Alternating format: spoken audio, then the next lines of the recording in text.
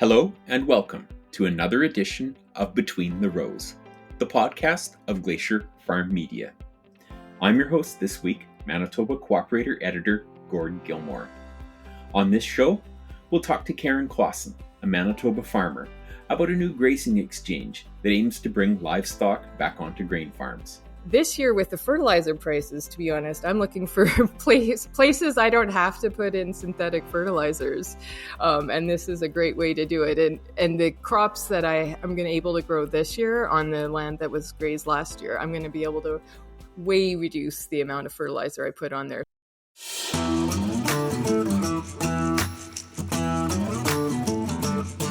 And Agriculture and Agri-Food Canada agroclimate specialist Trevor Hadwin will tell us about how the snow we've seen is good news, but it doesn't mean the drought is over.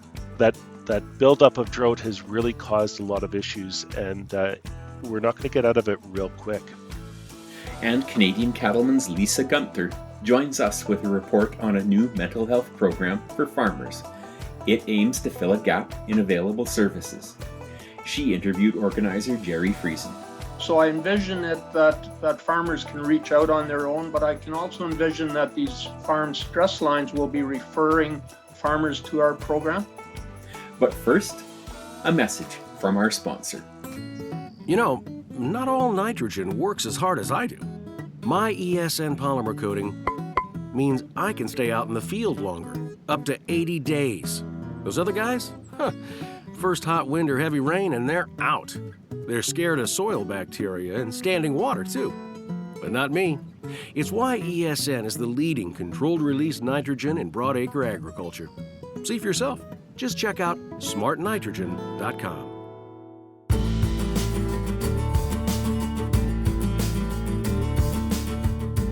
And we're back. You're listening to Between the Rows, the podcast of Glacier FarmMedia. I'm this week's host, Gord Gilmour. Many years ago, the Canadian prairies were home to the bison. These large herbivores were a key component of the region's nutrient cycle. Today, they're long gone, and most of those acres are now cropland. But a pilot project in Manitoba hopes to once again introduce more grazing, this time of domestic livestock.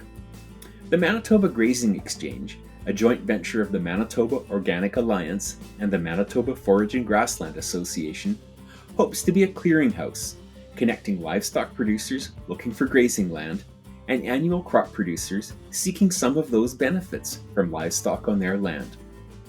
Grain grower and Manitoba Organic Alliance Executive Director Karen Clausen joins us now. Karen, thanks for joining us today. All right, thanks so much for having me, Gord. So why is getting livestock onto grain land important? What are the benefits, and do they outweigh the challenges of it? Those are great questions. There are lots of benefits to getting livestock back onto grain land. Some of the things that we're finding is just the overall nutrient cycling. For organic farmers, usually people are putting in what's called a green manure crop or a cover crop once every few years, just to get some nitrogen back in the land and other soil fertility issues. So when you till it back in, you get that crop residue back in, and you get from the legumes nitrogen back in. But when you graze it with animals, you will get them to do some of the work of processing and cycling the nutrients, and then you get all the other soil benefits as well that comes with having manure on your land. So you're going to bring back the dung beetles, other biodiversity aspects. So lots of things in the soil and outside the soil as well. So that's nutrients is a big thing. It's also a good weed control measure. Cows and other animals will really graze a lot of stuff that that we don't necessarily think of. So it's a great way to manage your weeds, especially in the era of herbicide resistance. And for organic farmers, a lot of times weed control is mostly just through tillage. So that brings me to, it's actually a great way to reduce your tillage. This year, I don't think anyone felt great being out there with a cultivator or tilling the land in the drought. And so when you had the animals on the land, you don't actually have to incorporate it back in. It'll take a little bit longer for the nutrients to be used for the next sort of subsequent years for crops, but it is the soil fertility is there. It just takes a little bit longer, but you're building soil health and so many other benefits that it's definitely worth the wait. So yeah, some of the challenges for is like I'm a grain farmer as well, and I understand a lot of grain farmers are don't have livestock and don't really want to manage livestock, and that's exactly how I feel. So the challenges are finding good partnerships and ways to get livestock back on the land that don't involve us necessarily getting into the livestock business. And so for myself, I actually happen to chat with my neighbor who has cattle, and so we've had a partnership for a couple of years, and that's what we're hoping that this website, the Manitoba Grazing Exchange, does for people. Just sort of facilitates that conversation, because some of the challenges that can be involved with bringing livestock back on the land can be overcome if you make the right relationships and you make the right partnerships through this. And could you tell us a little bit about those relationships and partnerships? What do some of those arrangements between farmers look like? Yeah, there can be so many different arrangements. So for example, for myself, my neighbor has the cattle, and he lives a mile away. So him and his son come every day onto our land and move the cattle, and they check the water, check the fencing. To be honest, we actually haven't had any escapees. So it's been, from that point of view, pretty simple. But because they're close by, they actually manage all the livestock components to our arrangement. But for other people, if you're traveling a little bit farther, perhaps, or have different arrangements, or maybe there are grain farmers that are people with land who actually want to manage the livestock a bit. So that those arrangements will be very different depending on what your specific situation is. So there's some people who the landowner would be managing the livestock integration and the livestock moving and fencing and watering and all of that. So there's lots of different ways that this can work.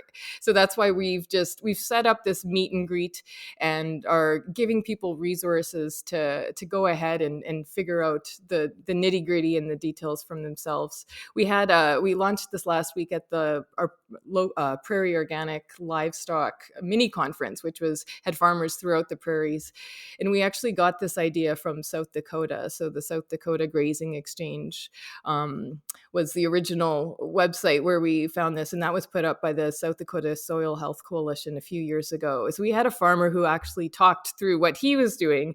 And again, he had, even in 2 years, he had totally different arrangements with the two landowners that he was working with. He was a cattle producer, and he had very different arrangements, cost share wise, even like the financial transactions, and even the relationship between the landowner and himself. So you can just see there's lots of different potentials, and we're just helping you sort of get that started and giving you some resources to get those relationships started.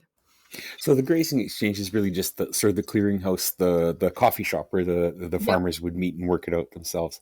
Now, is it you have spoken a lot about organic producers, but it's not limited just to organic producers, is it? Absolutely not. No, this is for everyone. Anyone with land, essentially. You don't have to be a grain farmer or anything.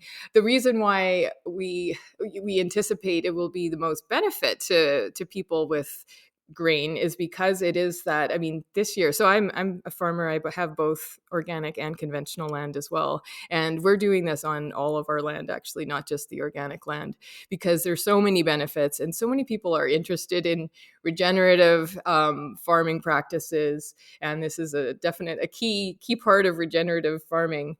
And this year with the fertilizer prices, to be honest, I'm looking for places I don't have to put in synthetic fertilizers.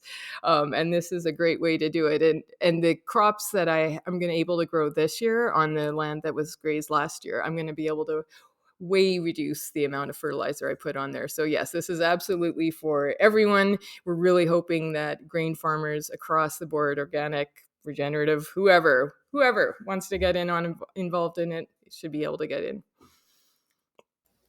So tell me a little bit, if you could then, Karen, about what should farmers who are interested in either grazing or offering pasture land do to prepare for this? Yeah, it is a learning curve. There's lots of different components involved.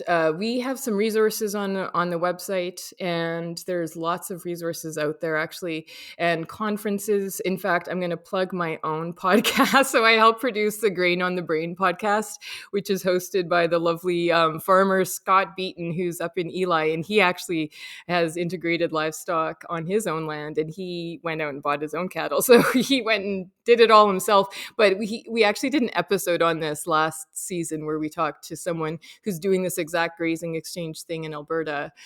So we have resources like that. We're going to be doing farm tours.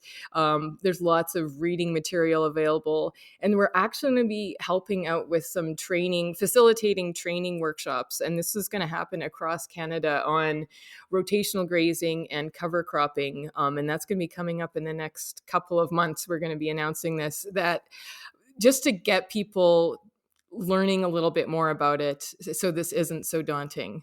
I think for myself, what I would say is, do some reading, but don't overthink it. Just if you have some land and you've been, thinking about it for a little bit, or if you have some cattle and you don't want to haul them, hundreds of miles away, just put a pin on the map, log in. It's really simple to use, and then get it started. And for myself, I know it's just a matter of, it's a huge learning curve, but it's quite fun. And every year you learn. It's like everything in farming. You learn from the last year and you improve the next year. And so the only way to really get learning and get the resources is by doing it. I mean, you can read all you want, but it's a little different when you're out in the field and actually have the cattle back on the land. Well, great. Thanks, Karen, for taking us through that. No problem. Thanks for having me, and thanks for helping to promote this. This is great.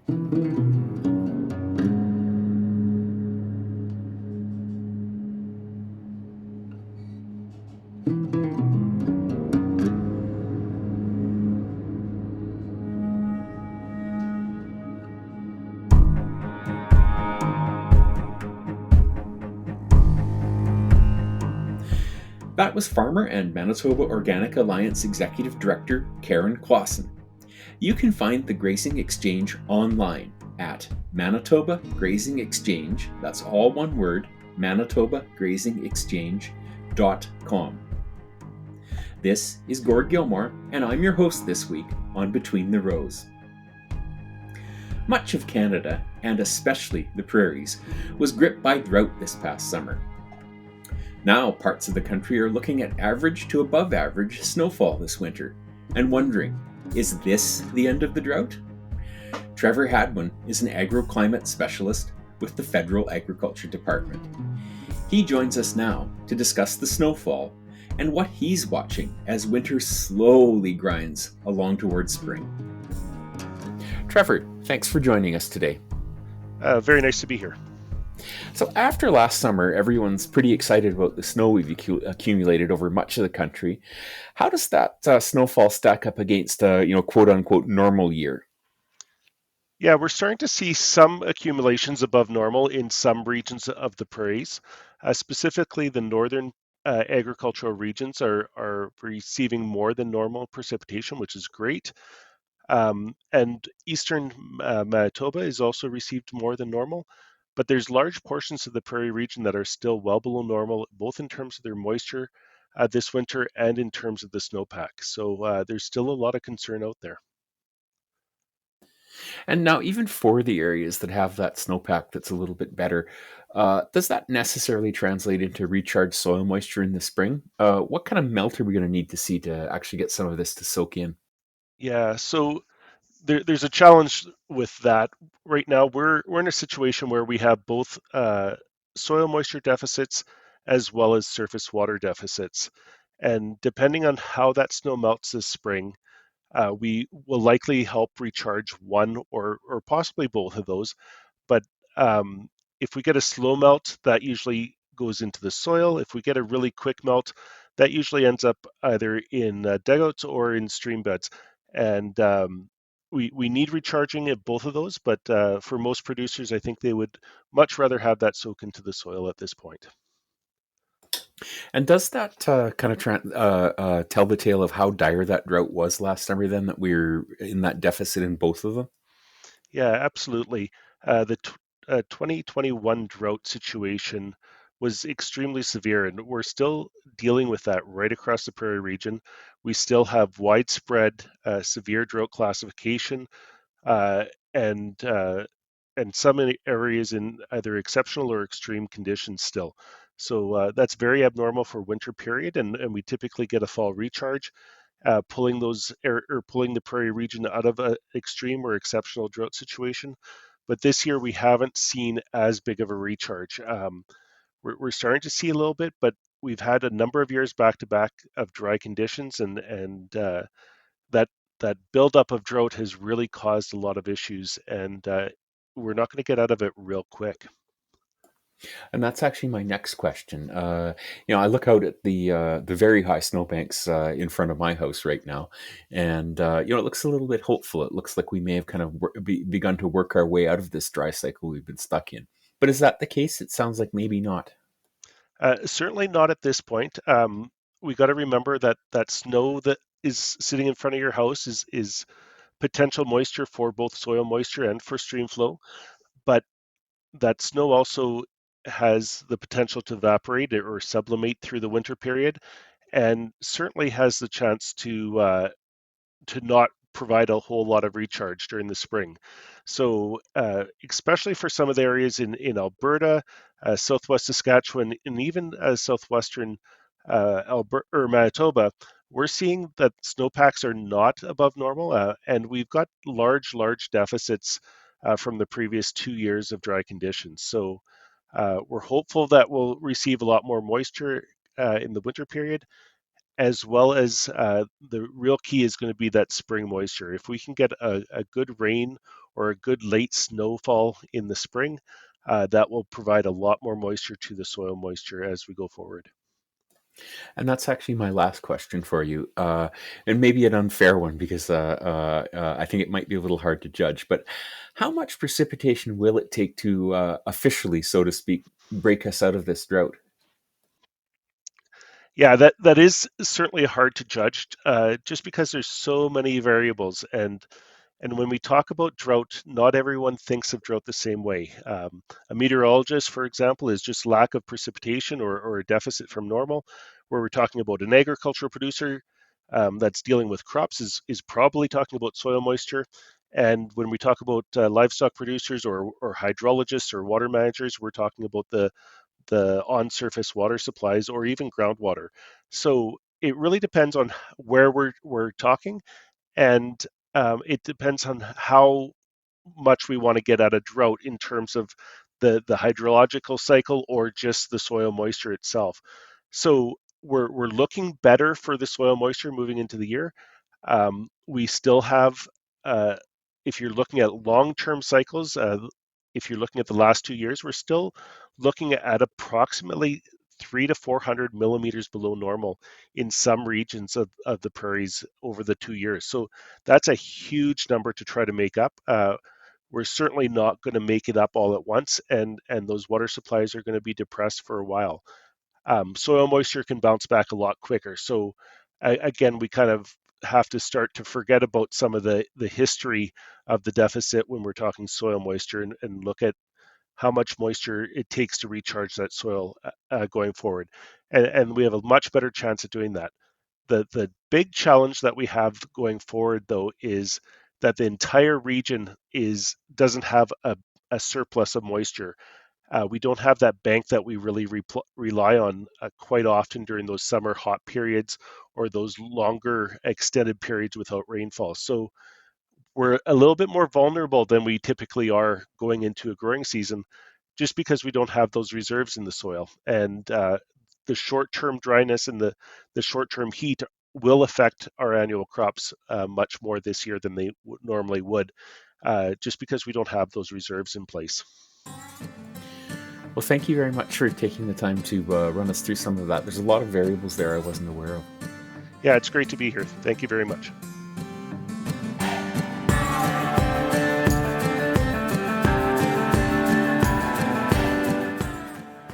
That was Trevor Hadwin, Agriculture and Agri-Food Canada Agroclimate Specialist. This is Between the Rows, the podcast of Glacier FarmMedia. I'm this week's host, Gord Gilmour, editor of the Manitoba Co-operator. We turn now to the world of mental health. It's a concept that's gained a lot of attention in recent years.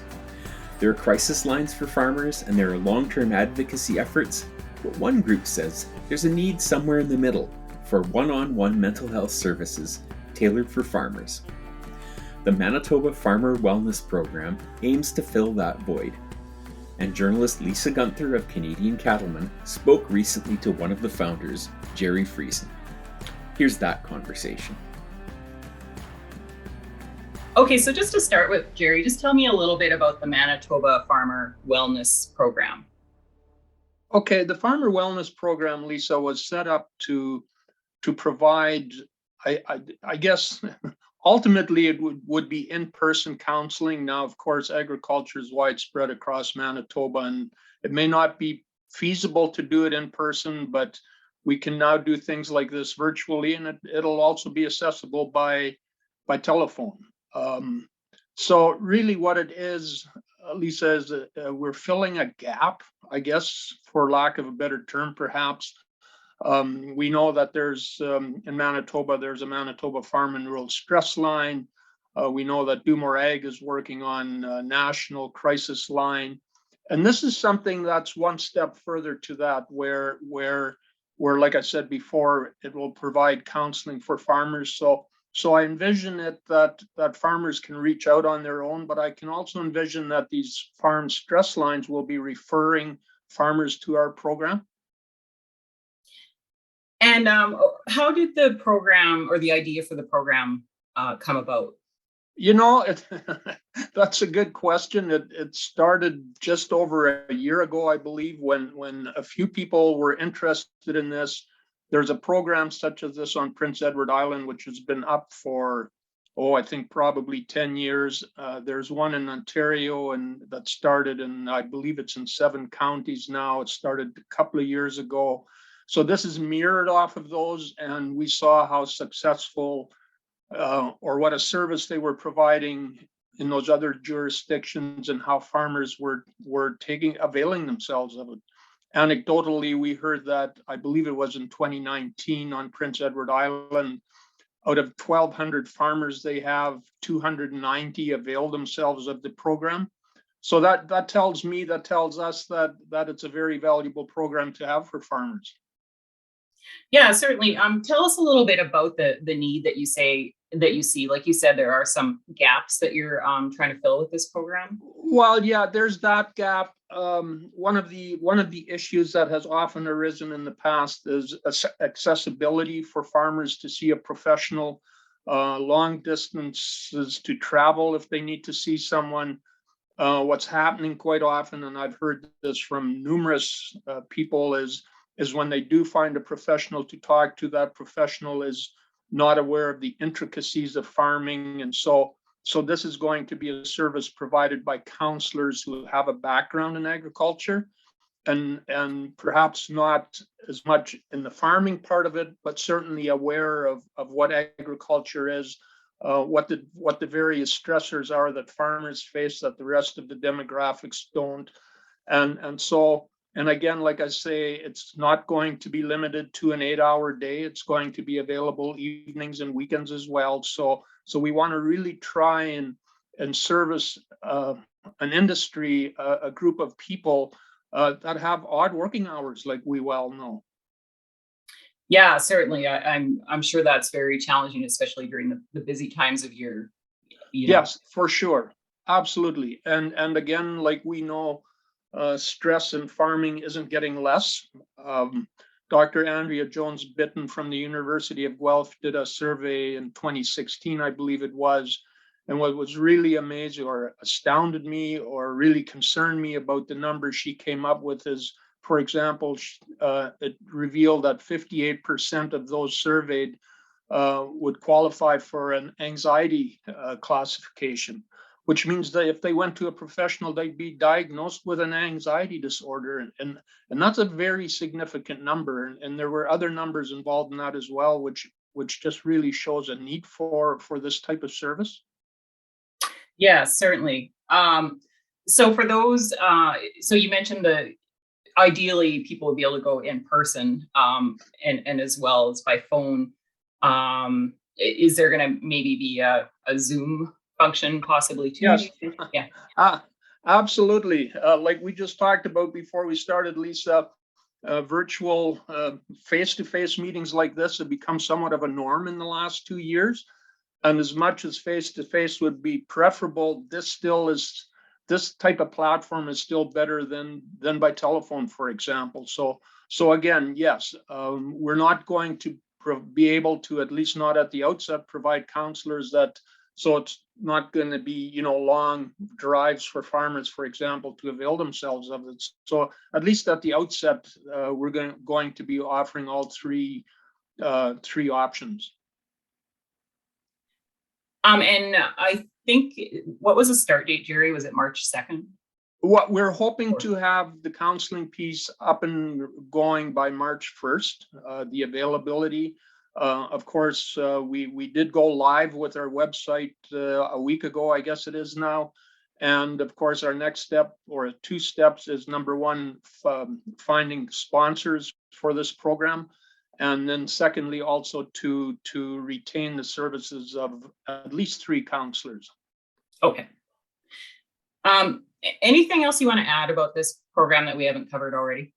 No, just that I wish people that are interested in the service can already avail themselves of the website at www.manitobafarmerwellness.ca. Visit the website, find out what it's all about, because I know this from personal experience, that when you're dealing with mental health issues, it's good to familiarize yourself a little bit with what's available, to get a level of comfort that this is something that you want to pursue. And then also, if there's any questions, they can reach out at this point. There's an email address, there's a phone number for people to reach out if they want, but to get ready for it on March 1st. Very well, thank you very, very much. And best of luck with this program. It's really important. Thanks a lot, Lisa. Anytime.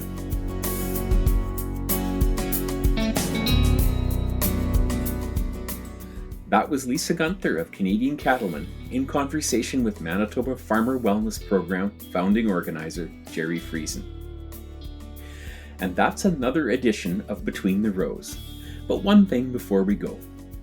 Glacier FarmMedia, along with other partner organizations, is hosting a series of agricultural cybersecurity webinars. The next one is February 17th. There, you can hear cybersecurity experts talk about the great promise and added risks of some of the latest food production technology.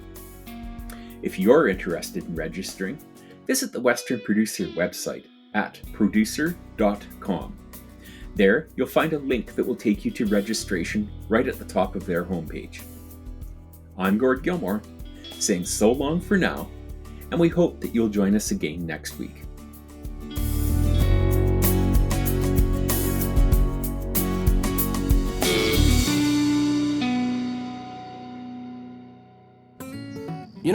Not all nitrogen works as hard as I do. My ESN polymer coating means I can stay out in the field longer, up to 80 days. Those other guys? First hot wind or heavy rain and they're out. They're scared of soil bacteria and standing water too. But not me. It's why ESN is the leading controlled release nitrogen in broadacre agriculture. See for yourself. Just check out smartnitrogen.com.